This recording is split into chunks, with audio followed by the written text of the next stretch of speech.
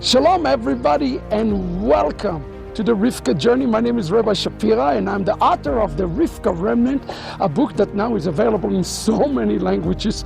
I hope that you are blessed by it and you are reading it and you are committed to the journey, because your journey today to the house of Isaac, back to the house of Israel, means the salvation, then the complete redemption of all of Israel. Now, both Eliezer and Rivka have to take a journey, but there is one thing that is common both to Rivka and to Eliezer. In page number 106, I explain it, that the process of birthing starts in Parashat Toldot. Now, pay attention to this word Toldot. This word Toldot is spelled without one of the vowels, and this is important.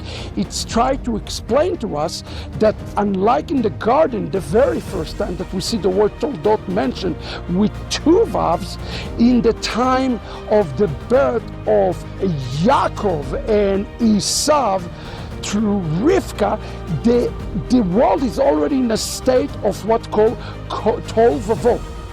The only other time that we see this word Toldot mentioned with two vav, meaning the new heaven and the new earth, is in the book of Ruth, in the beginning and in the end. But in between those two, every time this word Toldot, generation, birth, is being mentioned, guess what?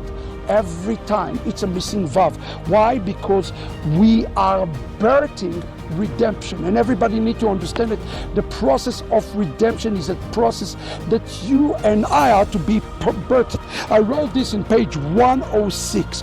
The process of redemption, birth out of the world of chaos, is critical for us to understand, as redemption always starts in the realm that called Tohu Vavohu. Think about this term Tohu Vavohu. When the world was created, when the garden was created, what was created before the garden? It says it was Tohu Vavohu, chaos and waste. God has placed Jacob in the world to prepare for a new heaven and for a new earth when the coming of the Mashiach, by working in the world of chaos.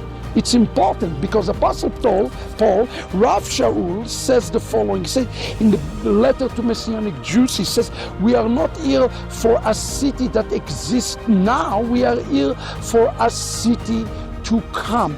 What does that mean to us? It means that each and every one of us is working in a world that's called the world of chaos.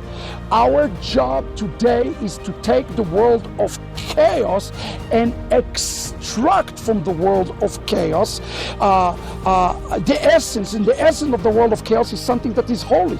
And this is important to understand.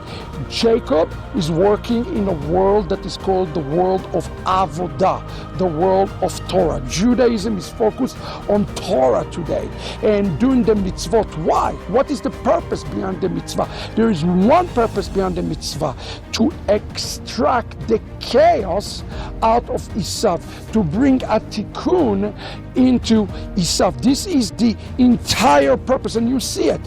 Eliezer going to Rivka's house, his job ultimately is to bring such a level of tikkun into Rivka, so that Rivka can be a appropriate bride all the way to Isaac. You see, that is the first wedding that is going to be taking place between the Jew and between the Gentiles, with one new humanity. Itzhak has his role, Rivka has his role. They both have to go through a level of tikkun. So today, the job for us as Messianic Jews is not to destroy the church, it's not to come and rip the church or to just rebuke the church aimlessly, but rather to help Christianity to come and birth something new out of it. Call it a transformed Christianity that can be acceptable to the house of Israel, can be acceptable to the Jewish people. It is Rabbi Kook who explained that that will be one of the signs of the final redemption, when the nations would want to return to what he called Knesset Israel, the ecclesia of the house of Israel. But he said that it will cause an element that's called a chutzpah.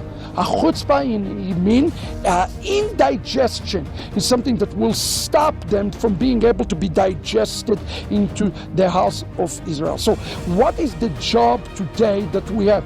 Is to prepare Rivka, to prepare Esav, to prepare the Gentiles, to prepare the nation to be able to be fully engrafted to the house of Israel. And this engrafting happened when Israel himself say Baruch haba b'shem Adonai. When Israel say Baruch haba b'shem Adonai to the nations, they also say Baruch haba b'shem Adonai to Messiah himself. And that's why it says in the book of Amos, I will return with their return. Who is he talking about? He's talking about the Rivka remnant return. When the remnant is returning, guess what? Messiah is returning. So today when we see the tohu and the chaos, I hate it when people use this term messy, messianic, messy church. No, the messiness is a great opportunity for us. It's a great opportunity for us to be restored and to make a rectification. So today I think our biggest challenge is to look at the potential, not to look at the physical, because if we look at the physical of the church today, say, well, why? It's a mess. It's the same thing we can say about Judaism though as well, where Judaism rejected Yeshua. But guess what?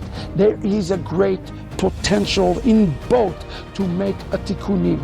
So Judaism need to work through Torah, through the world of avodah, to extract the holiness that is found inside Christianity. God bless you. I hope you've been blessed by this shiur. We will see you. Run and get the book. Let's rectify one another. Shalom, everybody.